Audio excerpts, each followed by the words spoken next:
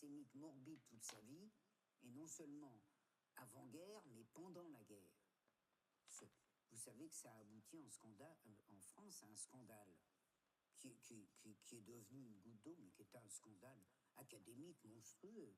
Hein, c'est-à-dire une fiche sur Maurras qui oubliait de dire que Maurras était antisémite et qui disait qu'il était resté patriote et anti-allemand pendant la guerre. Bon, vous pensez. Bon, donc c'est une querelle politique qui a été adoptée par mes collègues, tout simplement, comme je l'ai dit tout à l'heure, parce que dire que le capital financier peut être à l'origine de projets de destruction de la République parce que la République l'empêche de faire ses affaires avec la rapidité, l'efficacité qu'il souhaite, ce n'est pas tolérable depuis 30 ans. C'était encore un petit peu tolérable quand on n'avait pas accès à ces archives.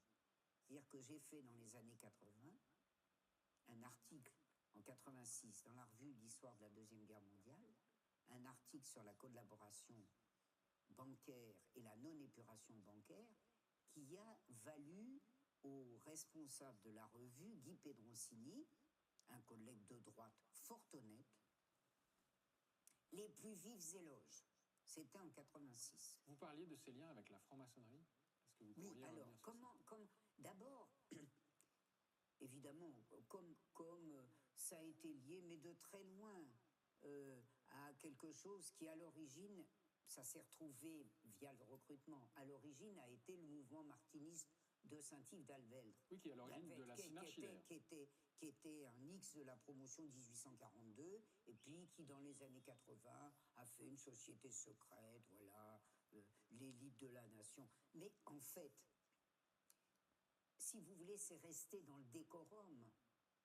Mais il n'y a pas de lien réel. C'est resté dans le décorum, et puis ça a eu en commun une très forte participation de polytechniciens. C'est tout ce qui le lie. Moi, c'est très simple. Dans mon livre « Le choix de la défaite », j'ai décidé, alors que j'avais tous les documents, le livre doré, les 598 propositions, etc., j'ai balayé tout le folklore. Parce qu'on s'en fiche. Voilà, c'est une association secrète, très secrète, qui pratique le crime, qui a beaucoup pratiqué le crime. L'assassinat politique ? Et les assassinats politiques en 36-37, puis je peux vous dire que pendant la guerre, ça y est allé. Hein. Alors, s'il y a des gens qui ont des doutes, dans le lot énorme, parce que j'ai oublié, ça c'est les archives nationales, ce que j'ai cité. Mais il y a les archives de la préfecture de police. C'est parmi celles qui sont accessibles presque les plus intéressantes parce que on trouve la synarchie après 45.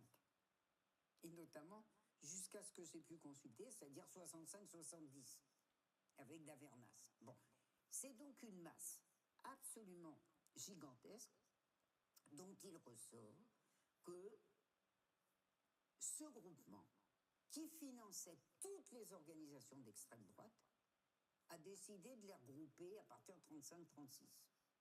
Ça s'est appelé la cagoule, ou plus exactement le Xar.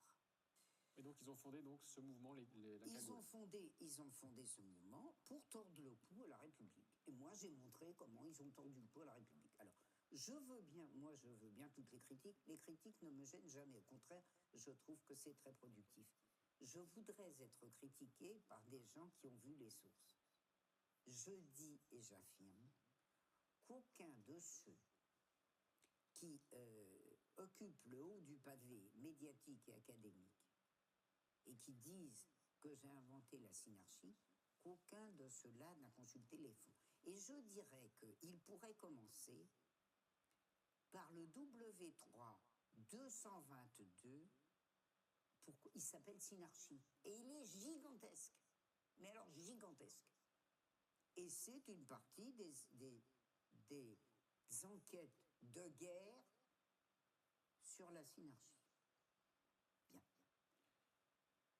Est-ce que vous pensez qu'aujourd'hui, alors vous avez été jusqu'en 65, 70, 70 pour les Suisses, est-ce que vous pensez qu'aujourd'hui, dans des clubs comme le Siècle, Bien sûr, en France. ce sont des... Est-ce que c'est Bien sûr c'est une réalité qui existe encore? Ce sont des clubs synarchiques, bien sûr.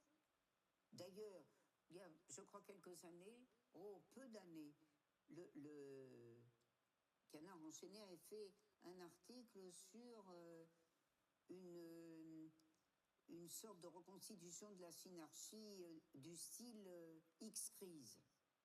Alors, ça m'amène d'ailleurs à vous dire un mot sur ce que vous disiez sur la franc-maçonnerie. Il se trouve que ces gens recrutent peu jusqu'aux années 30. En 30, il y a la crise.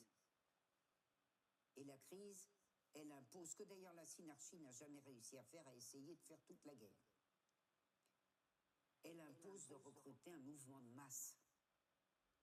C'est-à-dire ce qu'on n'a pas réussi ici, ce que le fascisme italien a réussi, ce que le nazisme allemand a réussi, un vrai mouvement de masse. Pas seulement les croix de feu que finançait le capital financier, que finançait la synarchie, qui avait des dizaines de milliers d'adhérents, mais si vous voulez, des types qui se baladaient en voiture ou en avion, ça ne fait pas un mouvement de masse, ça. C'était la moyenne et la grande bourgeoisie qui était croix de feu. Ils voulaient un mouvement de masse. C'est pour ça d'ailleurs que la synarchie, en corps et en personne, a fondé, j'explique comment, le parti d'Oriot, c'est-à-dire le PPF. Vous connaissez beaucoup de partis ouvriers dont tout le bureau politique est constitué, la moitié du bureau politique est constitué d'employés officiels ou officieux de la banque Worms, c'est-à-dire d'une des plus grosses banques d'affaires, qui a été une des banques les plus impliquées avec la banque d'Indochine, mais elles l'étaient toutes, dans la synarchie. Non.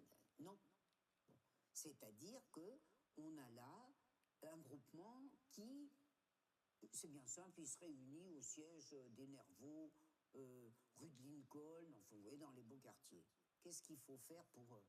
Qu'est-ce qu'il faut faire avec les années 30 et puis surtout quand la classe ouvrière se réveille et qu'elle reconstitue son unité, qu'est-ce qu'il faut faire pour être efficace?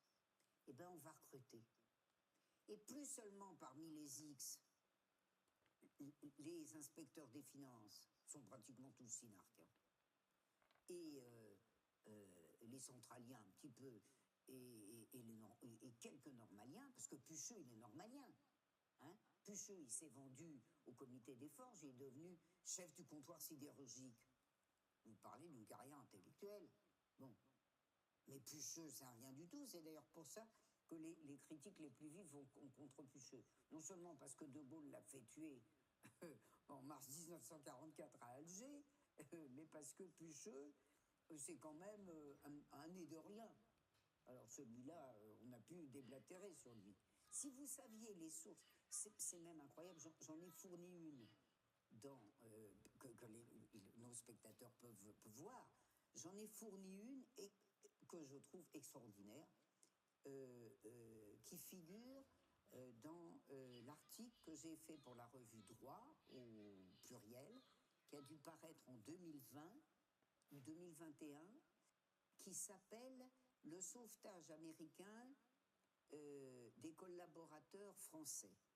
Et il y a là-dedans un article d'un type qui s'appelle Louis Rosenstock Frank, qui est un article paru dans Foreign Affairs en octobre 42. Et il a raconté une partie des choses dans cet article de 42. Il dit exactement la même chose que ce que dit un des plus grands hommes, un des chefs des services secrets devenu un des dirigeants de la CIA, qui était un des dirigeants de l'OSS et qui est devenu un des dirigeants de la CIA, le grand historien William Langer, qui a été le chef de la guerre culturelle universitaire contre l'Union soviétique à Harvard, où il était professeur. Eh bien, lisez Vichy Gamble, notre jeu à Vichy, ce livre de 47, où ce type, qui est un des réhabilitateurs de la grande bourgeoisie française collaborationniste, raconte ce que c'est que la synarchie. Eh bien, Cluzel et Dard n'ont pas été du tout gênés. Ils ont dit, t'es mal renseigné. Mais enfin, tout le monde est mal renseigné. Des milliers de gens sont mal renseignés. Non. Alors, pourquoi ça devient un peu, quand même, quelque chose de commun avec la franc-maçonnerie? Parce qu'ils sortent un peu de la rue Lincoln et de la rue de Poitiers quand il faut casser la CGT, quand il faut séduire, quand il faut casser la CGT. Qu'est-ce qu'ils font? Ils recrutent la gauche anticommuniste, Parti radical et ses filles. Convoi méliste. C'est-à-dire des éléments plus populaires. Évidemment, c'est pas le prolo de Renault, hein, mais voilà, c'est pas les X. C'est-à-dire moi ce que j'appelle les sous-synarques. Mais c'est les synarques de l'idéologie. Et on est en Suisse ici. Qu'on aille donc chercher le fameux article de Dumoulin de la Barthette, sous le pseudonyme de Philippe Magne, du 25 mai 1944, qui explique ce phénomène de recrutement. Dans ce recrutement, ça s'appelle, je sais pas quoi, la synarchie, 25 mai 44. Il s'oublie juste, hein, il oublie le groupe nerveux. Mais à part ça, il y a tout. Et qu'est-ce qu'il montre? Il montre que il y a le haut du panier, les inspecteurs des finances, les X, et puis il y a les hommes de main ou les intellectuels.